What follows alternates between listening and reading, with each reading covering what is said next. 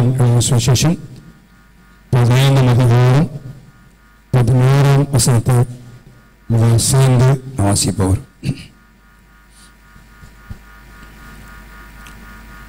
யோவான் 15:16.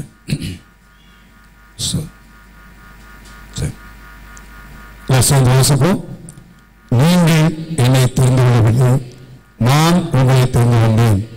நீங்கள் என் நாமத்தினாலே பிதாவை கேட்டுக்கொள்வீர்களோ அதை அவர் உங்களுக்கு கொடுக்கத்தக்கதாக நீங்கள் போய் கனி கொடுக்கும்படிக்கும் உங்கள் கனி நிலைத்திருக்கும்படிக்கும் நான் உங்களை ஏற்படுத்தினேன். ஹல்லேலூயா. யோவான் சுவிசேஷம் 15ஆம் அதிகாரம் ஆவிக்குரிய வாழ்க்கைக்கு மிக ஒரு முக்கியமான அதிகாரமாக நாம் பார்க்கிறோம். இந்த அதிகாரத்தில் பல்வேறு காரியங்கள் வாக்குத்தத்தமாக நாம் செய்யக்கூடிய காரியங்களாக எல்லாம் அங்கே சொல்லப்படும். இந்த 14ஆம் வசனத்தில் நான் இந்த காலையிலே ஒரே ஒரு வார்த்தையை மாத்திரம் மையப்படுத்தி நான் பேசும்படி விரும்புகிறேன். இந்த 16ஆம் வசனத்தில் 2 வார்த்தைகளை ஆண்டவர் ரொம்ப ஸ்ட்ரெஸ் பண்ணி ரொம்ப முக்கியப்படுத்தி அவர் சொல்கிறதை பார்க்கிறோம். ஒன்று, நான் உங்களை தெரிந்து கொண்டேன் என்று அவர் சொல்கிறார். இரண்டாவதாக, நான் உங்களை ஏற்படுத்தினேன். அந்த தனிப்பட்டதை நான் என்று சொல்கிற வார்த்தையை நம்ம பார்க்க முடியும்.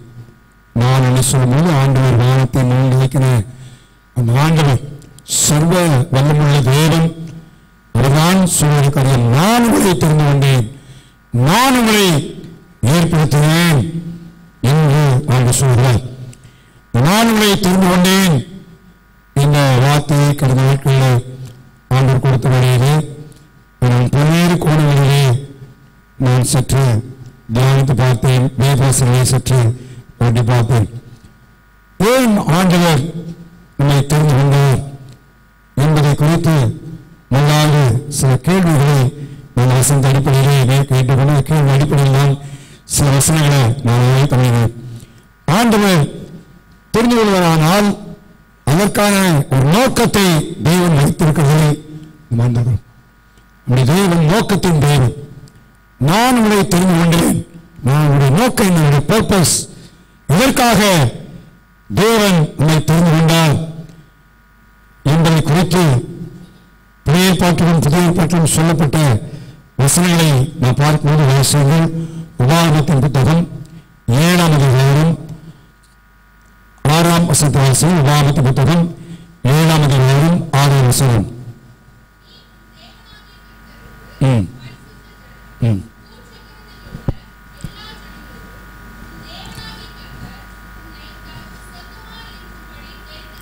ஒரு வார்த்தையை வாசிக்கிறோம். அதில் சொல்லப்பட்டிருக்கிறது, பூச்சக்கரத்தில் உள்ள எல்லா ஜனங்களிலும் உன் தேவனாய கர்த்தர் உன்னை தனக்கு சொந்தமாய் இருக்கும்படி என்ன செய்தாராம்? யோசிப்பார். ஆயிரக்கணக்கான கோடிகள், லட்சக்கணக்கான கோடிகள் வாழ்கிற இந்த உலகத்திலே, பல கோடி வாழ்கிற இந்த தேசத்திலே தேவன் அவருக்கு சொந்தமாய் இருக்கும்படி கர்த்தர் நம்மை தெரிந்து கொண்டார். அந்த வார்த்தை தான் மிக அழுத்தமாக, தெரிந்து கொண்டார். தெரிந்து கொள்வது என்பது சாதாரண ஒரு காரியம் அல்ல, ஆட்டோமேட்டிக்காக வருதல்ல.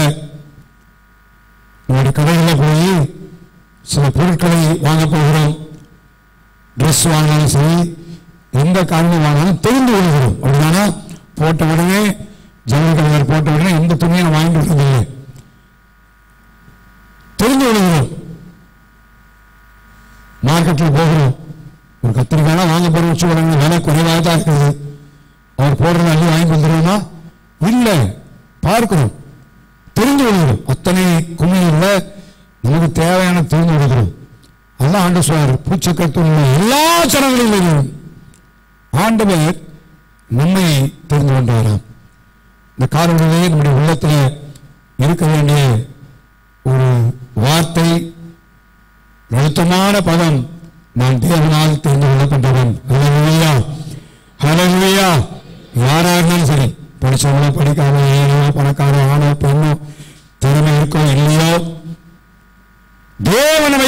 சொல்கிறார், தேவனால் தெரிந்து கொள்ளப்பட்டவர்கள். திருமதி 10ஆம் அதிகாரம் 15ஆம் வசனத்திலும் சொல்லும் பொழுது திருமதி ரிப்பீட் பண்ணப்பட்டிருக்கிறதை வாசிக்கிறோம். வாசியுங்கள்.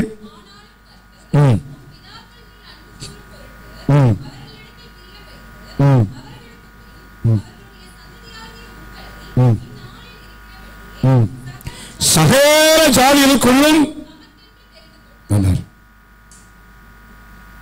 இந்த 14ஆம் வாசகம், வானங்களும் வானாதி வானங்களும் பூமியும் அதிலுள்ள யாவும் உன் தேவனாகிய எல்லாமே கர்த்தருடையது.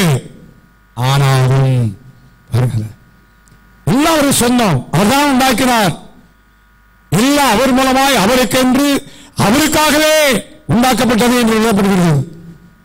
ஆனாலும் எல்லாமே சொந்தம் தான்ப்பா, எல்லாத்தையும் உண்டாக்கினேன். ஆனாலும் சகல ஜனங்களுக்குள்ளும் தனக்கென்று என்ன செய்வாருங்க, தெரிந்து கொண்டார். எல்லோரை போல நமக்கு தேவன் தெரிந்து கொண்டிருக்கிறார். அவருடைய ஜனமாக இருக்க முடியும், அவருடைய ஜனமாக இருக்க முடியும். ஆண்டவனை தெரிந்து கொண்டிருக்கிறார். அவை இந்த உலகத்தில் வாழ்ந்தாலும் நான் தேவனால் தெரிந்து கொள்ளப்பட்டவன் என்கிற நினைவோடு நம்ம வாழவேன். அது சொல்லி யாரா இருந்தாலும் பரவாயில்ல, நம்ம எந்த நிலைமையில் இருந்தாலும் பரவாயில்ல. நாம் தேவனால் தெரிந்து கொள்ளப்பட்டவர்கள், தேவனை தெரிந்து கொண்டிருக்கிறார் என்ற அந்த ஒரு நினைவோடு நாம் ஒவ்வொரு நாள் வாழ முடியாது தேவன் விரும்புகிறார். ஆண்டவரை தெரிந்து கொண்டே மிக முக்கியமான நோக்கம் தமக்கென்று தமக்காக என்று சொல்வது புதிய ஏற்பாட்டிலே சற்று இன்னும் கொஞ்சம் விளக்கமாக நாம் பார்க்க முடியும். மார்க்கு சுவிசேஷம் 3ஆம் அதிகாரம் 13ஆம் வசனத்தை வாசிங்க.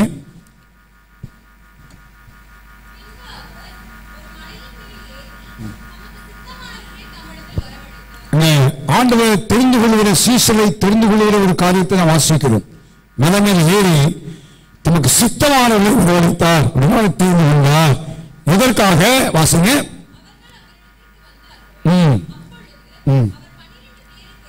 தெரிந்து கொண்டு, பார்த்தீங்களா, தெரிந்து கொண்டு எத்தனையோ இருந்தார்கள். ஆண்டவர் தெரிந்து கொண்டு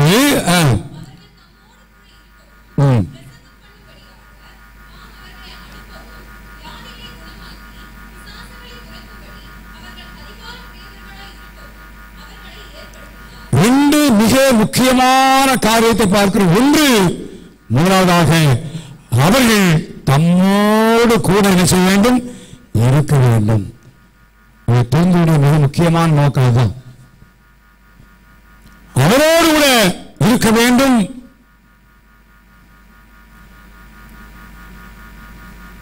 தமக்கென்று தம்முடைய ஜனமாய் சொந்தமாய் இருக்கும்படி தேவன் தெரிந்து கொண்டார் என்றால் மெயின் பர்பஸ், ஒட்டுமொத்தமான நோக்கம். நான் பிறகு சிலர் எதுக்காக ஸ்பெசிபிக்கா தெரிந்து கொண்டார் என்று சில வேதத்தில் ஒரு 3 பேரை சுட்டிக்காட்ட விரும்புகிறேன். ஆனால் பொதுவாக ஒட்டுமொத்தமாய் எல்லாரையும் தேவன் தெரிந்து கொண்டதுடைய காரணம், அவரோடு கூட என்ன செய்யணும், இருக்கணும். அவருடைய சொந்த ஜனமாக இருக்க முடியும், அவரோடு கூட இருக்க வேணும். அதுக்காக அவர் தெரிந்து கொண்டார். அந்த தெரிந்துடைய நோக்கத்தை, அந்த முதலாவது முக்கியமான நோக்கத்தை நாம் அறிந்து கொள்வோமானால் ஆண்டவரோடு செலவழிக்கிற நேரம் நமக்கு வீணா தெரியாது. அதை முக்கியப்படுத்துவோம். அந்த நேரங்களை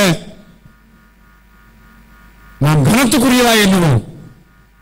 நேருக்கு நான் தேவனால் தெரிந்து கொள்ளப்பட்ட உணவு இருக்குமானால் நிச்சயமா என்ன அவரோடு இருக்க முடியாதான் தெரிந்து கொள்கிறார். அப்ப கொஞ்ச நேரமாவது அவருடைய சமூகத்தில் நான் ஜெபிக்கணும், கொஞ்ச நேரமாவது அவருடைய சமூகத்தில் நான் உட்கார்ந்து வேதத்தை வாசிக்கணும், அவருடைய சமூகத்தில் கொஞ்ச நாள் காத்திருக்கணும், ஆராதிக்கணும் என்கிற உண்மை ஏற்படும். அது சொன்னேன், நேருக்கு நான் தேவனால் தெரிந்து கொள்ளப்பட்ட ஏதோ வர்ற ஞாயிற்றுக்கிழமை பாட்டை பாடும், ஒரு காணிக்க போறேன், பிரசாந்தை கேட்டுட்டு அதோட நான் போறேன். அதுக்கப்புறம் அடுத்த வாரம் தான் இந்த பக்கம் எட்டி பார்ப்பேன். எனக்கு எதை பத்தி கவலை கிடையாது. இல்லை,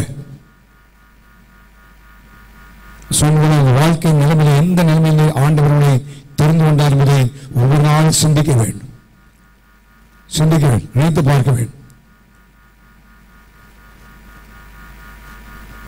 நாம் அவரோடு கூட இருக்கிற நேரத்தை நம்ம முக்கியப்படுத்துவோம், அதுக்கு முதன்மைத்துவத்தை கொடுப்போம், அதை குறித்து அக்கறையாக இருப்போம். என்னை குறித்த நோக்கமே அதான். அதற்காகத்தான் இன்னைக்கு ஆண்டவர் தெரிந்து கொண்டார் என்பதை உணர்வோம். இந்த நாள் வரைக்கும் எப்படிப்பட்ட நிலைமை இருந்தாலும் இந்த காலையிலே தேவ ஆவியான விரும்புகிற காரியம் அவரோடு கூட இருக்கும்படியாக தேவன் நம்மை தெரிந்து கொண்டிருக்கிறார். உள்ள பாடலாம், உன்னோடு இருப்பதுதான் உள்ளத்தின் ஆசை என்பது பாட்டில் இல்லை. ஒரு நாள் இருக்கும் தேவ சமூகத்தில் கொஞ்ச நேரமாக தடுத்திருக்க வேண்டும். உங்களை நீங்களே கேட்டு பாரும், என் ஆண்டவர் தெரிந்து கொண்டாரு, என் ஆண்டவர் அழைத்து வந்திருக்கிறாரு, நான் எவ்வளவு நேரம் அவரோடு கூட என்னுடைய நோக்கத்தை நான் நிறைவேற்றிருக்கிறேனா? என்னுடைய பாக்கெட்டில் ஒரு பெண் வச்சிருக்கிறேன், நோக்கம் எழுதுவதற்கு. இந்த நோக்கம் இல்லைன்னா பிகம் யூஸ்லெஸ், பயனற்றதாகி போய்விடும். ஆண்டவரை தெரிந்து கொண்டது அவரோடு கூட இருக்க முடியாக அந்த நோக்கத்தை வாழ்க்கையில் நான் நிறைவேற்றினா நான் யூஸ்லெஸ்ஸா போயிடுவேன், பிரயோஜனமாய் போய்விடுவேன், ஆகாதனாய் போய்விடுவேன். வேண்டாம், நம்முடைய நோக்கத்தை நிறைவேற்றும், நம்முடைய வாழ்க்கையை ஒழுங்குபடுத்தி தேவனோடு இருக்க முடியாக தெரிந்து கொள்ளும். நான் கடைசியில் ஆண்டவரை யாரை தெரிந்து கொள்ள சொல்லி முடிக்க விரும்புகிறேன். ஒட்டுமொத்தமான ஒரு நோக்கம், என்னை குறித்த உங்களை குறித்த நோக்கம் அவரோடு கூட இருக்க வேண்டும். ஒவ்வொரு நாளும் ஆண்டவரே உன்னோடு இருக்க முடியாது தானே தெரிந்து கொண்டிருக்கிறேன், நானுமால் தெரிந்து கொள்ளப்பட்டவன் உணர்வு ஒவ்வொரு நாளும் வாழ்க்கையில் இருக்க வேண்டும். ஏதோ தச்சராய் நம் மனதில்லை, தேவனை தெரிந்து கொண்டார். நம்மை காட்டு நல்லவர்கள் இருக்கிறார்கள், பக்திமான் இருக்கிறார்கள், படித்தவர்கள் இருக்கிறார்கள், சேர்ந்தவர்கள் இருக்கிறார்கள். தேவனை தெரிந்து கொண்டிருக்கிறார். அந்த நோக்கத்தை நிறைவேற்ற முடியாது நம்முடைய வாழ்க்கையை தீர்மானிப்போம். அது மாத்திரமல்ல, ஒட்டுமொத்தமான ஒரு தொழிலுக்கு மாத்திரமல்ல, ஸ்பெசிபிக்கா தேவன் சிலை தெரிந்து கொண்ட நோக்கத்தையும் நாம் வாசிக்கிறோம்.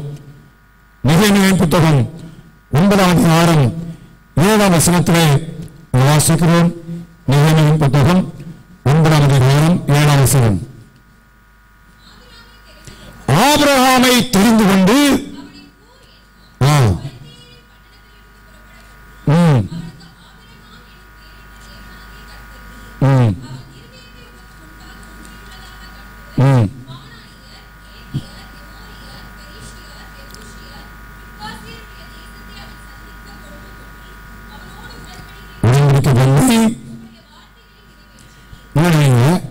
ஆண்டவர் ஒட்டுமொத்தமான ஒரு தெரிந்து கொள்வதை பொதுவான காரணத்தை முதலாவது வாசிக்கிறோம். அவரோடு கூட இருக்க முடியாக ஆபிரகாமை தேவன் தெரிந்து கொண்டார் என்று வாசிக்கிறோம்.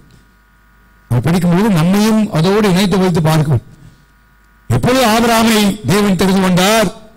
அவருடைய நாட்களிலே வேத புத்தகம் இல்லை, சபை இல்லை, ஊழியர் இல்லை, விசுவாசம் இல்லை.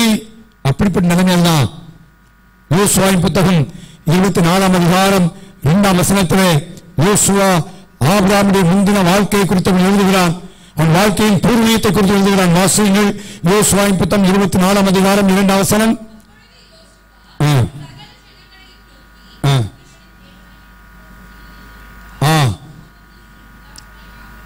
பூர்வத்திலே உடைய பிதாக்களாகிய ஆபிரகாமுக்கும் தேராக என்பவன் நதிக்கு அப்புறத்திலே இருந்தபோது வேறே தேவனை செவித்தார்கள். வேறே தேவனை ஜெகவாகிய தேவனை தெரியாதவனுக்கு, ஜீவன தேவனை ஆராய்த்தவன் அல்ல, விக்கிரக ஆராதனைக்காரன். வேத பண்டிதர்கள் எழுதுகிறார்கள், அவருடைய தகப்பன் விக்கிரகத்தை செய்து வியாபாரம் பண்ணினவன் எழுதுகிறார்கள். எப்படியானாலும் வேதம் என்ன சொல்வது, நதிக்கு அப்புறத்தில் இருந்தது வேறே தேவனை செவித்தார்கள். அங்கிருந்து ஆண்டவரை தெரிந்து கொண்டார். ஒரு நல்ல ஒரு பேக்ரவுண்ட் அல்ல, ஒரு ஆவிக்குரிய நல்ல சூழ்நிலை தேவன் தெரிந்து கொள்ளவில்லை, அவனை தெரிந்து கொண்டார். வாசிக்கிறோம், அவனை தேவன் தன்னுடைய இருதயத்திற்கு உண்மை உள்ளவனே இருந்து கொண்டானாம். என்ன வருது, அவன் இருதயத்தை உமக்கு முன்பாக எப்படிப்பட்டவனாய் கண்டான்? உண்மை உள்ளவனாய் கண்டார். ஆண்டவர் சொன்ன வார்த்தை நிறைவேற்றினார். எதற்காய் தெரிந்து கொண்டார்? உண்மையாக சந்ததி உண்டாக்க சொன்னாரு. அந்த வார்த்தையை அவர் என்ன செய்தாருங்க? நிறைவேற்றினார். ஆனால் தெரிந்து கொண்ட அந்த ஆண்டவருக்கு முன்பாக அவன் இருதயம் உண்மையாய் காணப்பட்டது. எவ்வளோ பிரசங்கத்தை கேட்கிறோம், எத்தனையோ வசனங்களை வாசிக்கிறோம், ஜீவித பிரசங்கங்கள் வாட்ஸ்அப்ல வசனம் வாசிக்கிறோம். தேவனால் தெரிந்து கொள்ளப்பட்ட நானும் நீங்களும் நம்முடைய இருதயம் ஆண்டவருக்கு முன்னால உண்மையா இருக்கா? யோசிச்சு பாருங்களேன். அவனுக்கு எந்த வேத வசனம் தெரியாது.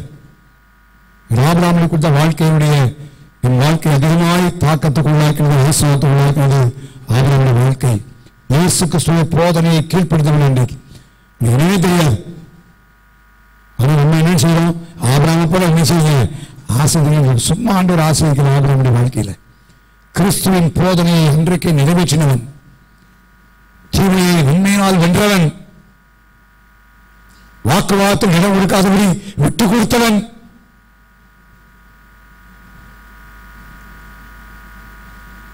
நம்முடைய வாழ்க்கையில தேவனால் தெரிந்து கொள்ளப்பட்ட நான் நீங்களும் தெரிந்து கொண்ட ஆண்டவருக்கு முன்பாக நம்முடைய இருதயம் எப்படி யோசிப்பார்? உண்மையா இருக்கிறதா? ஆண்டவருக்கு முன்பாக மனிதன் முகத்தை பார்க்கிறார். உண்மையாக இருக்கிறது போல நம்ம வெளிப்புறமாக காட்டலாம். நம்முடைய இருதயம் தேவனுக்கு முன்பாக எப்படி இருக்க உண்மையா இருக்க யோசிப்பார். 1 சாமுவேல் 16 முதல் வசனத்தை வாசியுங்கள். 1 சாமுவேல் 16:1.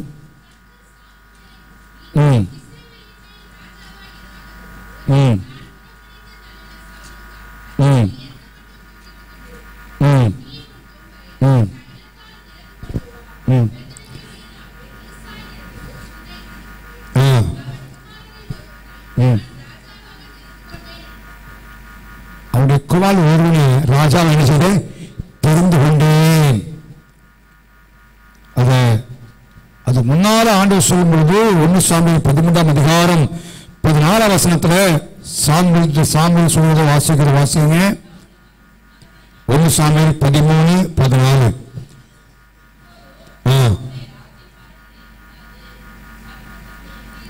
கர்த்தர் தம்முடைய இதயத்துக்கு ஏற்ற ஒரு மனுஷனை பாருங்க. ஆண்டவர் தாவீதை தெரிந்து கொள்ளும் பொழுது எப்படி தெரிந்து கொண்டாரா? இருதயத்திற்கு ஏற்றவன். அதே தாவீதை குறித்து 1 ராஜாக்கள் 8:16.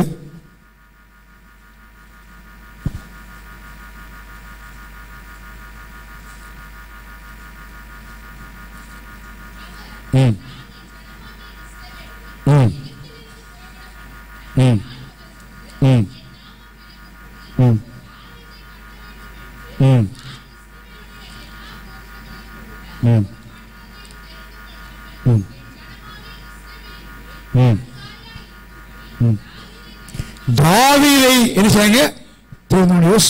இருதயம் ஆண்டவருக்கு ஏற்றவனாய் காணப்பட்டதுனால ராஜாவாய் இருக்கும்படி அவனையே தெரிந்து கொண்டேன் என்று அவர் சொல்லுகிறார். 78 சங்கீதத்திலும் வசனங்களை வார்த்தை வாசிக்கிறோம். 78 சங்கீதம் 7 வசனம் வாசிக்கலாம்.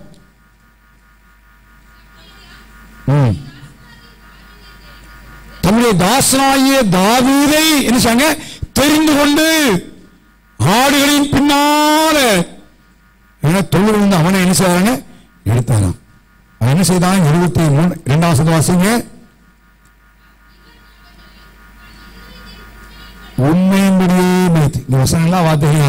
அங்க ஆபிரகாம் இருதயத்தில் உண்மை, இங்கே தாவீது அவனும் இருதயத்தில் எப்படிப்பட்டதாக இருந்தான்? உண்மையாக இருந்தான் எழுதப்படும். ஸோ அந்த காலவெளியிலே தேவனால் தெரிந்து கொள்ளப்பட்ட நம்முடைய வாழ்க்கையிலே அவருடைய இருதயத்திற்கு முன்பாக உண்மையாய் காணப்பட வேண்டும். உண்மையாய் காணப்பட வேண்டும். ஆண்டவருடைய தெரிந்து கொள்வதை நாம் சற்று யோசிச்சு பார்த்தீங்கன்னா ரொம்ப ஆச்சரியமா இருக்கு. சாதாரண காரியம் அல்ல. உலகத்தில் ஒரு வேலையை தெரிந்து கொள்வதற்கு எத்தனையோ டெஸ்ட் வைக்கிறாங்க. ஒரு ஜாப் போகணும்னா ரிட்டன் டெஸ்ட் வைக்கிறாங்க. 2-3 லெவல் 4 லெவல் வச்சு அதை எடுத்தான் தெரிந்து கொள்கிறார்கள்.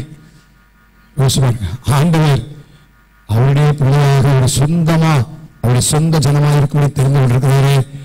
நான் விசேஷித்தவர்கள், பாக்கியவான்கள். தாவீதை கதை தெரிந்து கொண்டார், ஆபிரகாமை கதை தெரிந்து கொண்டார். இவளாவுடைய ரியாக்ஷன் என்ன? அவருடைய இருதயம் உண்மையாக காணப்பட்டது. இதைத்தான் கர்த்தர் நம்மளுக்கு எதிர்பார்க்கிறார். நம்முடைய இருதயம் அவருக்கு முன்னால் உண்மையாக இருக்க வேண்டும், உண்மையாக இருக்க வேண்டும். இதயத்தில் உண்மை இருக்கமான வாழ்வில் வருகிற வார்த்தைகள் இருக்கும், உண்மையாக தான் இருக்கும். சில நேரங்களில் எல்லாத்தையும் பேசிட்டு தெரியாமல் பேசிட்டோம்னு சொல்லுவோம். தெரியாமல் பேசணும். இருதயத்தின் நிறைவினால் தான் என்ன செய்யும்? வாய் பேசும். நல்ல மனுஷன் தன் பொக்கிஷமாகிய நல்ல இருதயத்தில் என்ன செய்யறான்? நல்லதைத்தான் எடுத்து கொடுக்கிறான் என்று எழுதப்படுகிறது. ஆண்டவர் ஒருமுறை அவருக்கு உண்மையாக இருக்க வேண்டும். வேதம் சொல்ல தேசத்தில் உண்மையுள்ளவர்கள் குறைந்து போனார்கள். ஆனால் தெரிந்து கொள்ளப்பட்ட ஆபிரகாம், தெரிந்து கொண்ட தாவீது இதயத்தில் உண்மையாக இருந்தார்கள். நீங்க ஆண்டவரை கேட்ப, ஆண்டவரே நீர் என்னை தெரிந்து கொண்டிருக்கிறீர்கள், நான் உண்மையில உண்மையா இருக்கணும் தான் கேட்போம். ஆண்டவர் எப்போது தெரிந்து கொண்டார் என்பதை குறித்து வாசிக்கும் பொழுது எபேசியர் 1 அதிகாரம் 4 வசனம் வாசிங்க. எபேசியர் 1 அதிகாரம்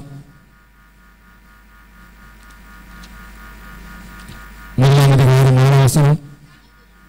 தமக்கு முன்பாக அன்பில் பரிசுத்தமுள்ளவரும்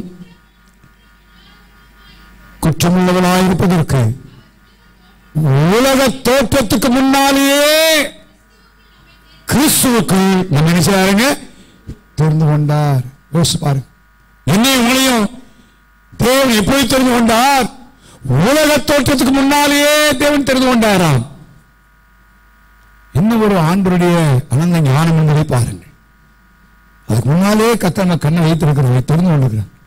ஒரு குறிப்பிட்ட காலத்தை தேவன் அழைத்தார்.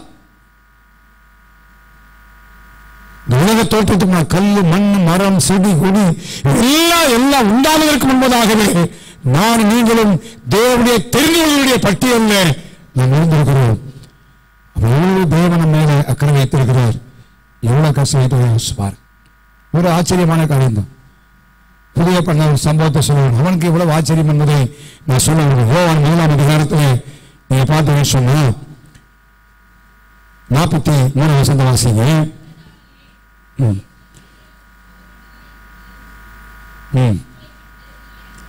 இப்ப ஆண்டவர் பிலிப்பை பாருங்க. ஆண்டவருடைய ஊழியத்தின் ஆரம்ப நாட்கள் பிலிப்பை கண்டு சொல்றாரு, அப்பா பிலிப்போ நீர் பின் சென்று வா என்றார். அவன் பிலிப்பு வந்து 45 வருஷம் வாசிங்க. நீ பிலிப்பு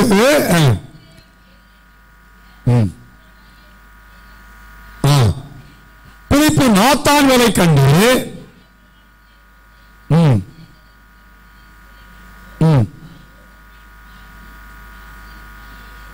இப்ப பார்த்து பிலிப்பு சொல்லுகிறான், நாங்க இந்த மாதிரி பார்த்தோம், மேசியா பார்த்தோம், அவன் நாசரேத்தில் இருக்கிற இயேசு என்று சொன்னான். இப்ப அந்திரேயா சொல்ல நாத்தான் சொல்லுகிறான், நாசரேத்தில் வந்து யாதொரு நன்மை உண்டாக அது அந்த நாட்களுடைய பழமொழி, எந்த நன்மை வரப்போறது இல்லையே. அவன் பிலிப்பு சொல்லுகிறான், நீ வாப்பா அவனை கூட்டு வா. முதல் சந்திப்பு. நாத்தானை அழைத்துக் கொண்டு இயேசுவிடத்தில் வருகிறான், காண்பிக்க முடியாது. அப்ப இயேசு வாசிக்கிறோம், நாத்தான்களை தமிழத்தில் வர கண்டு அவனை குறித்து இதோ கபடற்ற, இதான் முதல் சந்திப்பு. இப்பதான் முதல்ல பார்க்கிறான். இயேசு சொல்றாரு, அவங்க ஒரே பெரிய ஆச்சரியம். கேட்கிறான், நீரனை எப்படி அறிவிறான்றே. நான் சொல்ல இல்லப்பா, பிலிப்பு உன்னை அழைக்கிறதுனால நீ அத்திமரத்தின் கீழ் இருக்கும்போது உன்னை என்ன செய்கிறேன்? எவ்வளவு ஆச்சரியம். என்னை உங்களை ஆண்டவர் உலகத்துக்கு முன்னாலே என்ன செய்யாருங்க? தேர்ந்தெடுத்து விட்டார். தற்செயலாய் ஆண்டவர் தேடல. நீங்கள் இல்லப்பா, நான் உங்களை என்ன செய்தேன்? தெரிந்து கொண்டேன். நான் உங்களை தெரிந்து கொண்டேன். உலக தோற்றத்துக்கு முன்னாலேயே தேவனை தெரிந்து கொண்டார்.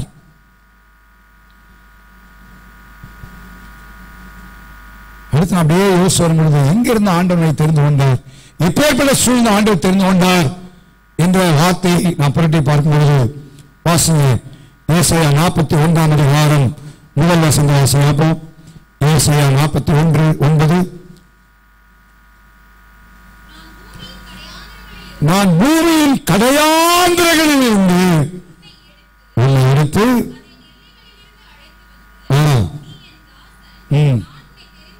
நான் உன்னை தெரிந்து யோசிச்சு பாருங்க. எங்கேயோ ஒரு ஓடத்தில் இருந்தோம், எந்த இடத்துல இருந்தோம், நம்ம இடங்கள் வித்தியாசமான இடங்கள் எங்கெங்கயோ இருந்தோம். ஆனா ஆண்டவர் என்னை தெரிந்திருக்கிறார். எங்க இருந்தே தெரியாது, பூமியின் கடையான் தூரமான இடத்துல இருந்தீர்கள் சொல்கிறார். எங்க இருந்தாலும் தேவன் அங்கே இருந்த தேவன் தெரிந்து கொண்டிருக்கிறார். சிலர் ஆண்டவர் எங்கிருந்து தெரிந்து கொண்டாராம். அதே ஏசாயா புத்தகம் 48 அதிகாரம் 10 வாசிங்க.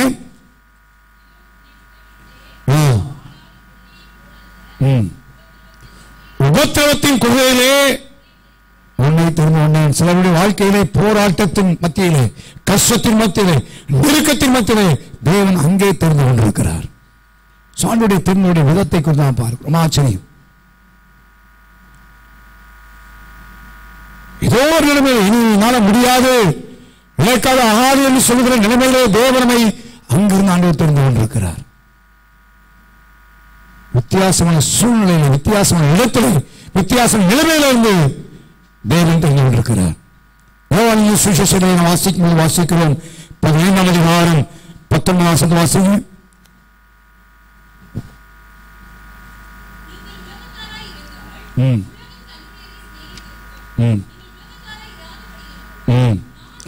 நான் உங்களை உலகத்தில் இருந்து நல்லா கவனிங்க, எங்க தெரிந்து கொண்டிருக்கிறாராம்? சத்தமாக சொன்னா, உலகத்தில் இருந்து தெரிந்து கொண்டபடியாலும் நான் நீங்களும் உலகத்தில் இருந்து தெரிந்து கொள்ளப்பட்டவர்கள். அதனால உலகத்தில் இருக்கிற மற்றவர்களை நம்ம என்ன இருக்க முடியாது. மற்றவர்கள் பேசுவது போல, மற்றவர்கள் நடக்கிறது போல, மற்றவர்கள் இருக்கிறது போல நினைப்பதற்கு தேவன் விரும்பவில்லை. நம் உலகத்தில் இருந்து தெரிந்து கொள்ளப்பட்டவர்கள். யோவான் 17 அதிகாரம் 6 வசனத்திலும் சொல்கிறார், நீர் உலகத்தில் தெரிந்தெடுத்து எனக்கு தந்த மனுஷருக்கு. 16 வசனத்தை சொன்னாரு, நான் உலகத்தான் அல்லாதது போல அவர்களும் எப்படிப்பட்டவர்கள் தெரிந்து கொள்ளப்பட்டிருக்கிறோம். நான் நீங்கள் உலகத்திலும் தெரிந்து கொள்ளப்பட்டிருக்கிறோம். இந்த உலகத்தின் பாரம்பரியங்கள், உலகத்தின் சடங்காச்சாரங்கள், உலகத்தின் பழக்க வழக்கங்கள் இதெல்லாம் உடையவராக இருப்போம். ஆனா தேவனுக்கு உண்மையான உண்மை இருக்க முடியாது. ஆபிரகாம் தேவனுக்கு உண்மையாய் இருதயத்திற்கு உண்மையா இருக்க கண்ணு சொன்னாரு. அனைத்து மாத்திரத்தில் எல்லாவற்றையும் விட்டு பின் சென்றான் ஆண்டவர். எல்லாவற்றையும் விட்டு பின் சென்றான். இந்த காலங்களிலே நாம் எப்படி இருக்கிற முடியாது, ஆண்டவருக்கு நாம் எப்படி யோசிப்பார். உலகத்தாரே போதும் வாசிக்கும்போது முன்னால உலகத்தார போல இருந்தோம். ஆனா இப்போ தேவன் சொல்றார், உலகத்தில் இருந்து நான் உங்களை தெரிந்தெடுத்திருக்கிறேன், பிக் பண்ணி இருக்கிறேன், பொறுக்கி எடுத்திருக்கிறேன். வசதிய பலவித்தியாச வார்த்தை சொல்லப்படுவது. நான் இன்னும் உலகத்தானாவே இருப்பேன்னு சொன்னா நம்முடைய வாழ்க்கையில உண்மையே இல்லை. ஒரு ஞாயிற்றுக்கிழமை ஆராதனைக்கு ஆவிக்குள்ளே போல வரலாம், ஒரு சபம் ஆவிக்குள்ளே போல காணப்படலாம், ஆராதனை ஆவிக்குள்ளே போல காணப்படலாம். நீ பேசுகிற வார்த்தைகள் வேதவசனால் நிரப்பப்பட்ட வார்த்தைகளை போல காணப்படலாம். ஆனால் இருதயம் எப்படி யோசிப்பாரு. உலகத்தார போல இல்லைன்னா சாட்சியுள்ள வாழ்க்கை செய்திருப்போம். என்னை பின்பற்றி அனைவர் ஆண்டவரை ஏற்றுக்கொண்டிருப்பார்கள். வாழ்க்கை எப்படிப்பட்ட வாழ்க்கை யோசிப்பாரு. இந்த காலங்களிலே தேவன் விருதவாய்த்து எத்தனை பேர் மத்தியில் நம்மை தெரிந்து கொண்டிருப்பார்கள். அந்த தெரிந்துடைய முக்கியத்துவத்தை உணர்ந்து கொள்வோம். தெரிந்துடைய அர்த்தத்தை புரிந்து கொண்டு வாழும். உதாசீனத்தோடு ஏனோதான எப்படியோ வாழ்ந்தோம் என்பதல்ல, தேவனால் தெரிந்து கொள்ளப்பட்டவன். இந்த உலகத்திலும் தேவனை தெரிந்து கொண்டிருக்கிறார். அதை நான் கிறிஸ்துவை வெளிப்படுத்த முடியாது. இந்த உலகத்தாரை போலல்ல, இயேசுவை போல வாழ வேண்டும். இந்த வார்த்தைகள், இந்த செயல்கள், என் நிலைக்கைகள், என் காரியங்கள் கிறிஸ்துவை வெளிப்படுத்த வேண்டும் என்கிற எண்ணத்தோடு வாழ வேண்டும். கர்த்தர் தான் விரும்புகிறார். இந்த காலங்களிலே வருஷத்தை ஆராய்ந்து பார்ப்போம். அப்படி இல்லை, இந்த காலையில் உணர்வு நான் தேவனால் தெரிந்து கொள்ளப்பட்டவன் என்பதை நான் அந்த உணர்வு நமக்குள்ள உண்டாகட்டும். மற்றவரை போல நான் இருக்கிறேன், உலக தகப்பன் எல்லாரும் போல் நான் இருக்கிறேன். இல்லை, தேவனால் தெரிந்து கொள்ளப்பட்டவர்கள். அந்த உள்ளான ஈரத்திலே அந்த உணர்வு நமக்குள்ளத்திலே உண்டாகட்டும். யோவான் 18ஆம் அதிகாரம் 7ஆம் வசனத்தை வாசிப்பதாக.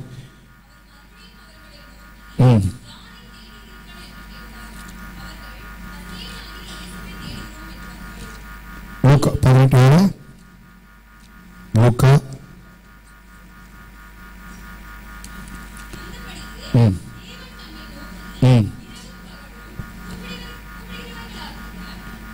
தம்மால் தெரிந்து கொள்ளப்பட்ட விஷயத்திலே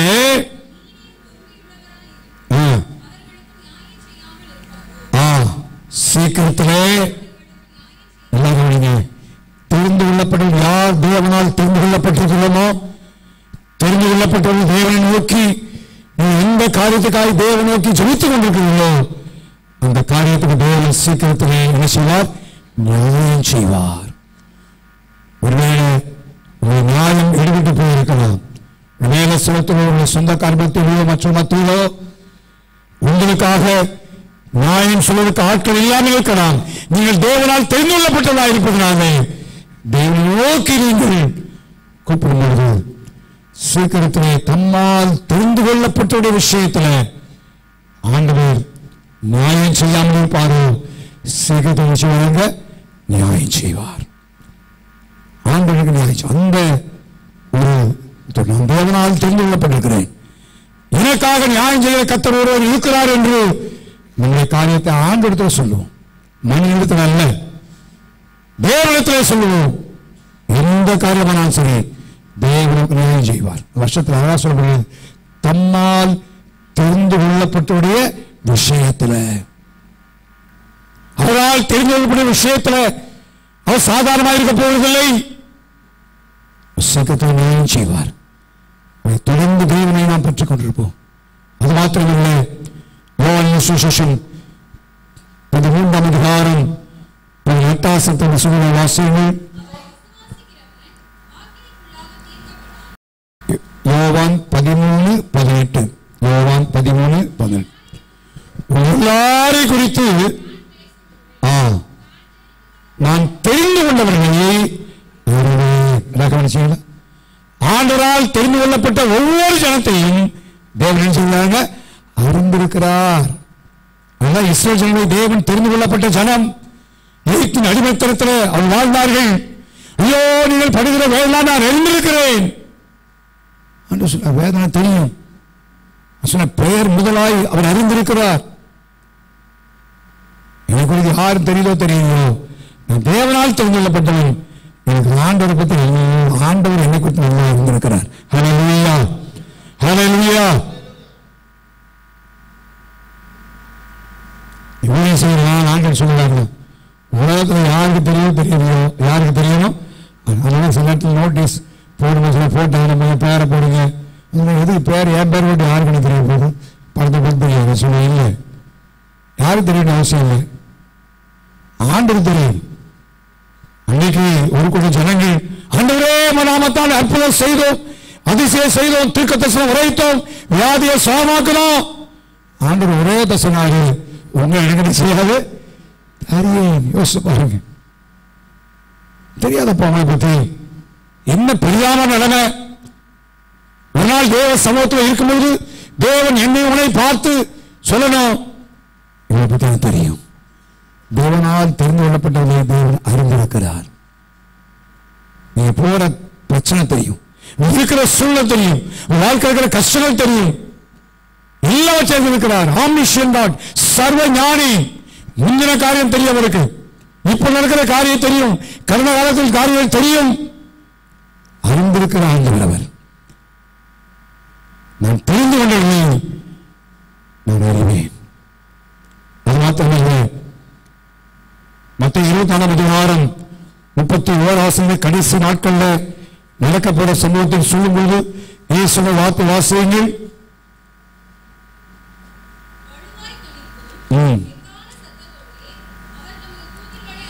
அவர் தூதர்களை அனுப்புவார்.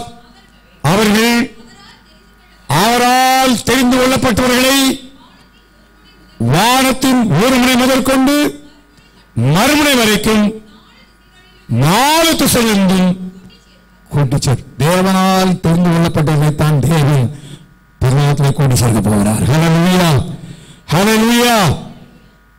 தெரிந்து கொள்வது சாதன காரியம் இல்லை. இங்கே ஆண்டவனை அறிகிறார், அவனை பிரச்சனை தெரியும், எல்லாம் தமக்கு நியாயம் சொல்லலாம், உண்மைதான். ஆனா தெரிந்து கொள்ளப்பட்டவனைத்தான் கர்த்தர் கடைசி நாட்களில் என்ன சொல்றாருங்க, கூட்டி சேர்க்க போகிறார். எக்காலம் துணிக்க போகிறது தேவனுடைய வார்த்தை. அதனால் தெரிந்து கொள்ளுதல் என்பது விளையாட்டான காரியம் அல்ல. தெரிந்து கொண்ட நானும் நீங்களும் எப்படியோ வாழ்வோம் என்பது அல்ல. அதான் ஜாக்கிரதையோடு வாழ வேண்டும். இதயத்தில் உண்மையோடு ஜீவிக்க வேண்டும். சும்மா தெரிந்து கொள்ளவில்லை. தேவன் ஏதோ கஷ்டத்தை போக்கினேன், தலைவலி நீங்க ஒரு நல்ல வேலையை கொடுத்தேன், பொருளாதார ஆசிரியத்தை கொடுத்தேன், அதோடு போயிரு. அதல்ல, இந்த உலகத்தில் எல்லாம் அழிந்து போகும். நான் கொண்டு போறது ஒண்ணு இல்லை. எத்தனை கோடி இருந்தாலும், எத்தனை ஏக்கர் இருந்தாலும், எந்த வேலை இருந்தாலும், எத்தனை சொந்தக்கார இருந்தாலும், எத்தனை காரியம் இருந்தாலும் எல்லாம் இந்த உலகத்துக்குரியதுதான். ஆனா மறுமைக்குரிய காரியம் இருக்கு. தெரிந்து கொள்ளப்படுகிற சேதம்பா, தெரிந்து கொள்ளப்படுறதுதான் கூட்டிலே சொல்றேன். அதுதான் தேவனுடைய வாழ்க்கை. இந்த உலகத்தின் வாழ்க்கையோடு மாத்திரமல்ல. அதான் பவுல் சொல்லுகிறார், இன்மைக்காய் மாத்திரம் கிறிஸ்து மேல நம்பிக்கை வைத்தால் நம்முடைய நிலைமை என்ன செய்யும்? உலகத்தில் இருக்கும்போது ஆபிரகாமை ஆண்டவர் தெரிந்து ஆசிரியத்தார். தாவீதை தெரிந்து கொண்டார், ஆசிரியத்தார். சும்மா இருக்கிறார், ஆசிரியக்கப்பட்டவன் தான். ஆசிரியப்பார் நிச்சயமா. அது அவருடைய வேலை, அவர் செய்வார். அது என்னுடைய காரியம். என்னுடைய தெரிந்து கொள்ளப்படுகிறேன். சொல்லப்படுகிறது கடைசியாக சொல்லி முடிக்கிறது பாரு. தெரிந்து கொள்ளப்பட்டுடைய கடமை என்ன? நான் தெரிந்து கொள்ளப்பட்டிருக்கிறேனே, என்னுடைய கடமை என்ன? கடைசியாக தெரிந்து கொள்ளப்பட்ட தேவன் கொடுக்கிற காஷன், எச்சரிக்கை என்ன என்பதை சொல்லி நான் முடிக்க விரும்புகிறேன். ஆண்டவரை தெரிந்து கொள்ள யோசிப்பார். 1 அதிகாரத்தில் வாசிக்கிறோம், ஆண்டவரை எப்படி தெரிந்து கொண்டார் என்பதை குறித்து பவுல் ஒன்று அருமையாக சொல்கிறார். தெரிந்து கொள்வது என்பது எப்படிப்பட்ட நன்மையை ஏற்படுத்தப்பட்டது என்பதை குறித்து சொல்லும்போது சொல்கிறார் 17ஆம் வசனத்தில், பைத்தியமானவர்களை தெரிந்து கொண்டார், உலகத்தில் பலவீனமானவர்களை தெரிந்து கொண்டார், இழிவானவர்களையும் அற்பமாய் எண்ணப்பட்டதையும் இல்லாதவர்களையும் தேவன் தெரிந்து கொண்டார். ஒருவேளை உலகத்தில் அற்பமா எண்ணப்பட்டிருக்கலாம், உங்க சொந்தக்கார மத்தியிலே, நண்பர்கள் மத்தியிலே, குடும்பத்தார் மத்தியிலே இழிவாக இருக்கலாம், ஒன்றும் இல்லாதது என்று கூட சொல்லியிருக்கலாம். ஆனால் நீ தேவனால் தேர்ந்தெடுக்கப்பட்டவர். எல்லாம் இருக்கிறதுனால இல்லை. ஆண்டவர் என்னுடைய குவாலிஃபிகேஷன் எதையும் பார்த்து தெரிந்து கொள்ளவில்லை. தெரிந்து சொல்லப்படுகிறது. ஒருவேளை ஆண்டவர் என்ன இருக்கா? ஆண்டவரை தெரிந்து கொள்வதில் பைத்தியமானவைகள், பலவீனமானவைகள், இல்லாதவைகள், அற்பமாய் எண்ணப்பட்டவைகள், இழிவானவைகள் எல்லாம் தெரியும். ஆனால் அவங்க தான் தெரிந்து கொண்டிருக்கிறார் ஆண்டவர். ஆடுகளை மேய்ச்ச தாவீதுதான் தெரிந்து கொண்டார். சகோதரர்கள் அதட்டினார்கள், மேலே விட்டு எப்படி இங்கே வந்தார்கள். அற்பமாய் எண்ணப்பட்டவன் தான். சிமையை ஒரு நாள் தூஷித்தான், ரத்த பிரியரேன்னு சொன்னான். ஆனால் தேவனை தான் தெரிந்து கொண்டார். இந்த காலையிலே நம்முடைய குவாலிஃபிகேஷன் அல்ல, நம்முடைய திறமை அல்ல, நம்முடைய இந்த காரியத்தை அடிப்படையில் அல்ல, தேவனுடைய கண் நம்மை வைத்தனால அவர் தெரிந்து கொண்டிருக்கிறார். ஆகவே ஏற்பட்டு தெரிந்து கொள்வதை பெற்றிருக்கிற நானும் நீங்களும் ஆபிரகாமை போல, தாவீதை போல நம்முடைய இருதயம் அவருக்கு முன்னாடி உண்மையாக காணப்பட வேண்டும். நம்முடைய கடமை என்ன? வாசகர் கொலோசியர் 3ஆம் அதிகாரம் 12ஆம் வசனம் வாசிங்க. ஆகையால் நீங்கள் தேவனால் தெரிந்து கொள்ளப்பட்ட பரிசுத்தரும் பிரியருமாய் உருக்கமான இரக்கத்தையும் தயவையும் மனத்தாழ்மையையும் சாந்தத்தையும் நீடிய பொறுமையையும் தரித்துக் கொண்டு, தேவனால் தெரிந்து கொள்ளப்பட்ட நாம் இதையெல்லாம் தரித்துக் கொள்ள வேண்டும் என்று எழுதப்படுகிறது. தரித்துக் கொண்டு என்ன செய்ய வேண்டும் என்பதை குறித்து எழுதுகிறார். வாசிங்க. ஒரு தாக்கியா தாங்கி போட்டிருக்கா? எல்லா சில பைபிள் எக்கு போட்டிருக்கீங்களா? தாங்கி தானே இருக்கு. ஒரு என்ன செய்யணும்? சத்தமா சொல்லுங்க.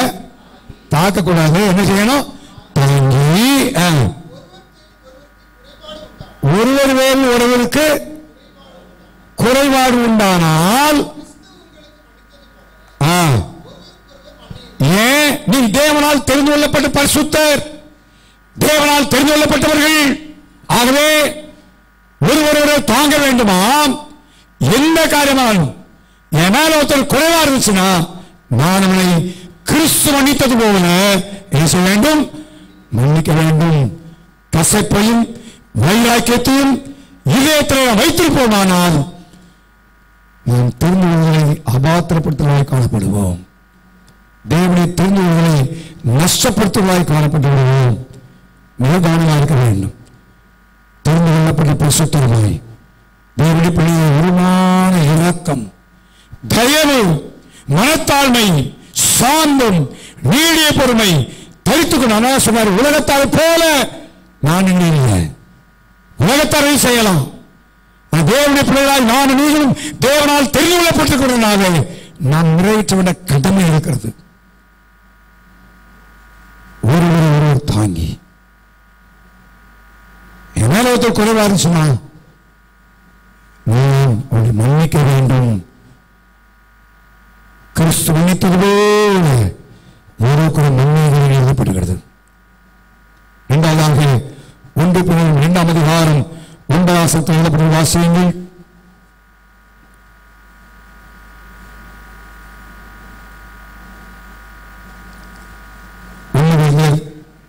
Sorry 1 Corinthians 2:9. நீங்களோ உங்களை அந்தகாரத்திலிருந்து தம்முடைய ஆச்சரியமான உள்ளத்திற்கு வரலத்துடைய புண்ணியங்களை அறிவிக்கும்படி, இதற்காக அவருடைய புண்ணியங்களை அறிவிக்கும்படியாய் தெரிந்து கொள்ளப்பட்டிருக்கிறோம். இயேசு கிறிஸ்து சீஷரை தெரிந்து கொண்டார். எதற்காக? முதலாவது தன்னோடு கூட இருக்கவும், பிறகு அவர்கள் தேவனுடைய சுவிசேஷம் சொல்லவும். இது 2 பர்பஸ். ஆண்டவரை தெரிந்தவர்களுக்கு அவரோடு நான் நேரத்தை செலவழிக்கணும். இரண்டாவது, அவரை குறித்து மற்றவர்களுக்கு சொல்ல வேண்டும். அதான் தேவனை தெரிந்து கொள்வது. காரியத்தை நம்முடைய வாழ்க்கையில் செய்கிறோம். ஆண்டவரை குறித்து எத்தனை பேருக்கு நாம் சொல்லியிருக்கிறோம்? இந்த ஆண்டவரை எத்தனை பேருக்கு அறிமுகப்படுத்தி இருக்கிறோம்? நற்செய்தியை எத்தனை பேர் சொல்லியிருக்கிறோம்? அதுக்காகத்தான் தேவன் தெரிந்து கொண்டாரு. ஒரு கம்பெனியில் ஒருத்தனை தெரிந்து கொள்றாங்க, டியூட்டியை கொடுக்குறாங்க. அந்த தெரிந்து கொள்ளப்பட்ட டியூட்டி அவன் செய்யலை அப்படின்னா சம்பளம் மாத்திரம் கொடுப்பாங்களா? இல்லை, டெர்மினேட் பண்ணிடுவான். அவ்வளோதான். வான் பண்ணுவான். அதோட என்ன செய்வாங்க? டெர்மினேட் பண்ணிடுவான். நான் நீங்களும் தேவனால் தெரிந்து கொள்ளப்பட்டிருக்கிறோமே, அவரோடு கூட இருக்கணும், அவரை சுவிசேஷம் சொல்லணும். அவரோடு கூட இருந்தாலும் சுவாரங்கள் மாறும், தன்மைகள் மாறும், வாழ்க்கை மாறும். சர்ச்சை சொல்லுவாங்க, ஒருவேளை இதுவரைக்கு அது உணர்வற்றமாக இருப்போம். இந்த காலங்களிலே நான் தேவனால் தெரிந்து கொள்ளப்பட்டவன், அவரோடு நான் பேசணும், அவருடைய சுவிசேஷத்தை நான் சொல்லணும். எத்தனையோ பேர் நம்மை சுற்றிலும் கஷ்டப்படுகிறார்கள், வியாதி இருக்கிறாங்க, நெருக்கத்தில் இருக்கிறாங்க, பாடுகள் இருக்கிறாங்க. அவர்கள் நான் வச்சதையே நான் சொல்லணும். அவர்களுக்கும் உண்டாகட்டும். கடைசியாக வார்த்தை சொல்லி முடிக்க விரும்புகிறேன். எல்லாருமே சேர்ந்து வாஸ்தவாக நினைக்கிறேன். 2 Corinthians 1 அதிகாரம் 10 வசனத்தை எல்லாரும் சேர்ந்து வாசிப்போம். 2 Corinthians 1 அதிகாரம் 10 வசனத்தை அந்த முன்பகுதியை மாத்திரம் சேர்ந்து வாசிக்க போகிறோம். முன்பகுதி மாத்திரம் 2 Corinthians 1:10 முன்பகுதி சேர்ந்து வாசிப்போம். ஆகையால் சகோதரரே,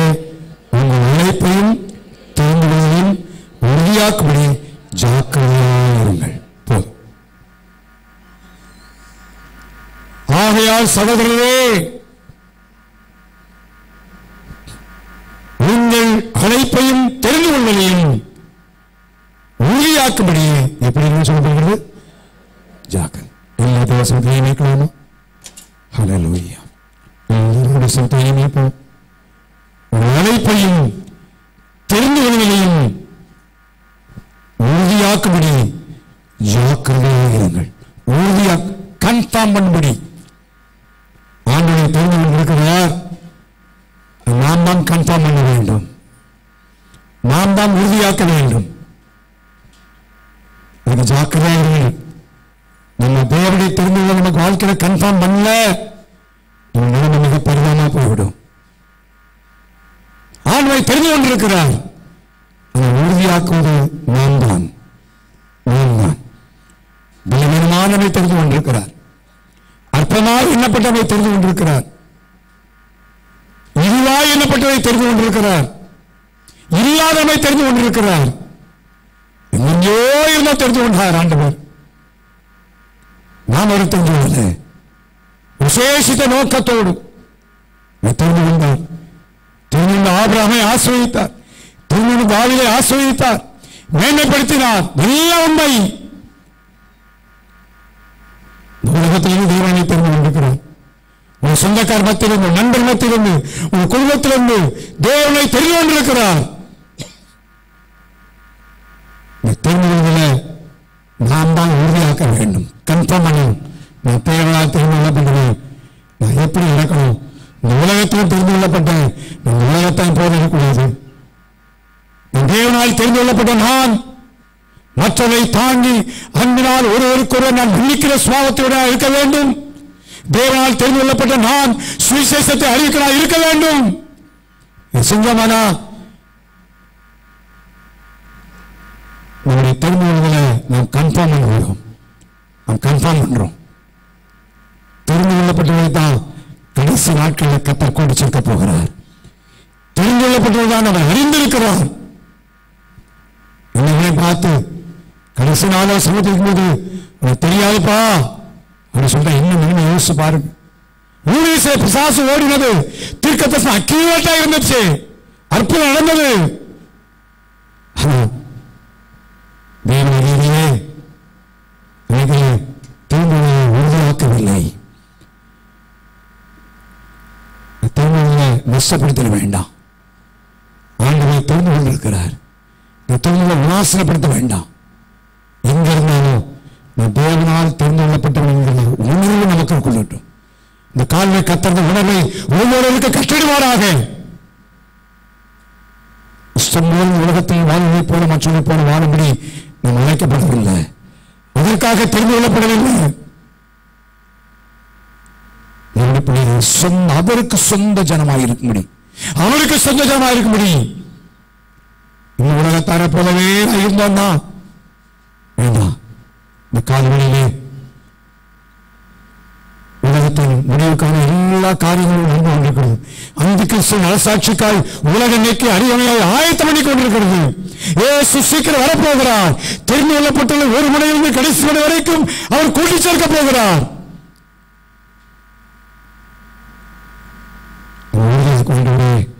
நீங்க தெரிந்து கொண்டிருக்கிறீங்கப்பா, அந்த நோக்கத்தை வாழ்க்கையில நிறைவேற்ற தேவனை போல அமைப்பது என் உண்மையாய் ஜீவிக்க அந்த திருமணத்தை நான் உறுதிப்படுத்த கத்தாலே கருணாப்பா சொல்லி எல்லா சத்தத்தையும் ஜெபம் பண்ணுவாமா. ஓ ஹல்லேலூயா ஹல்லேலூயா ஹல்லேலூயா. கத்தாலே நெத்திரிக்கிறப்பா. ஹல்லேலூயா ஹல்லேலூயா ஹல்லேலூயா. ஒரு ரபல் எல்லாம் ஜெபம் ஆண்டவரே, என்ன வார்த்தை உள்ளத்தில் தொடப்பட்டிருக்கிறதோ, என்ன வார்த்தை கட்ட சொன்னாரோ வார்த்தை சொல்லி ஆண்டவரே, என் திருமணங்களை நஷ்டப்படுத்தி விடக்கூடாது. நான் உறுதிப்படுத்த வேண்டும் ஆண்டவரே. நான் சுவிசேஷத்தை அறிவிக்கணும், உன்னோடு கூட இருக்கணும் ஆண்டவரே. ஒவ்வொருவருடைய மன்னிக்கலாய் காணப்படுகிறப்பா, மச்சையின் அறிக்கலாய் காணப்படும் ஆண்டவரே. என் ஆபிரகாமை போல, ஆண்டவரே தாவீதை போல உண்மையினால் காணப்படும்ப்பா. உலகத்துல ஆண்டவரே வாழ்ந்தான், உலகத்தை அல்லப்பா. நீ உலகத்திலே தெரிந்து கொண்டு நான் திரும்ப உலகத்தனை போல வாழ்விக்கிற ஒப்புக்கொடு கூட வாழக்கூடாதப்பா. ஓ ஹல்லேலூயா ஹல்லேலூயா ஹல்லேலூயா ஹல்லேலூயா ஹல்லேலூயா ஹல்லேலூயா. பலிபீடத்தில் என்னை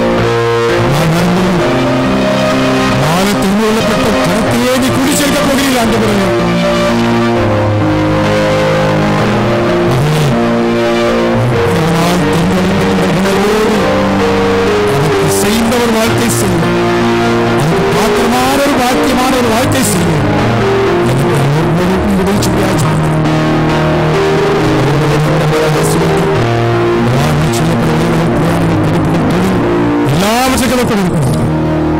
ஜெபித்துக் இருக்கிறோம். ஜெபிக்கிறோம்.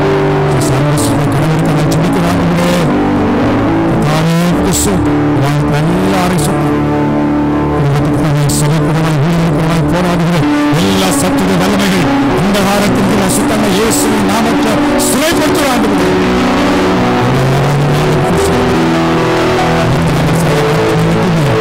இயேசுவின் நாமத்தில்